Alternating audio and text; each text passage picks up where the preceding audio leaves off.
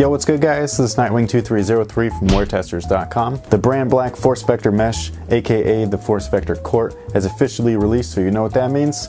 It's time for the performance review. So with that being said, let's go ahead and get right into it. Not sure what it's officially called, but the traction looks like blades, and that's how they play. If you're familiar with the J Crossover 2, then you'll already know what to expect, and if you haven't, then don't worry. These guys got you covered from all directions. I wouldn't play in them outdoors, and if there's a lot of dust or your court just needs to be refinished, then you might experience some slipping, but for the most part, I've never had a true negative experience with this setup, and I always have the J Crossover 2 in my gym bag just in case the floor I'm playing on sucks, since it's basically the most consistent shoe that I currently own. BrandBlack uses Jetlon cushion. This is the same setup as the J Crossover 2, and it's freaking awesome. Boost, Micro G, and Jetlon.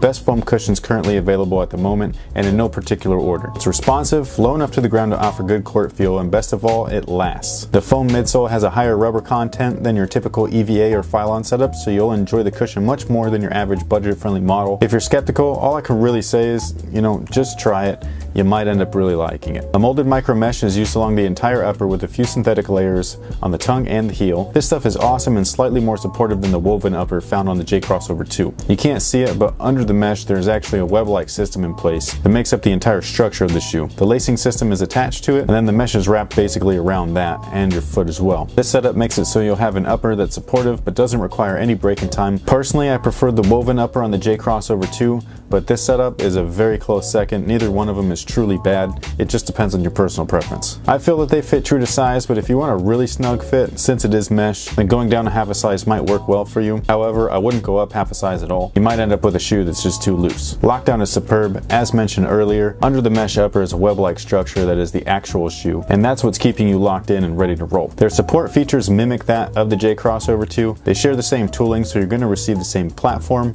Force Vector midsole plates, and shank plate. The upper is where you're receiving slightly more support, since the underlay structure won't stretch the same way a woven might when put under a lot of torque or pressure. The Force Vector manages to offer support while retaining mobility from the upper perfectly, and you'll barely notice that you're wearing anything at all. So overall, for $120, you're going to be receiving some really great traction, some really great cushion, some awesome materials, a great fit, along with some really solid support. So the only real question that we got right now, what the hell are you waiting for? I definitely recommend trying these guys out. I don't think you're going to be disappointed. I think it'll really open your eyes as far as what else is out there, what other brands can offer, especially when they're either at or below the retail price of other brands that you're basically more adapt to. Quality, performance, aesthetic appeal, and they won't break the bank. They're not a signature shoe, but they don't need to be.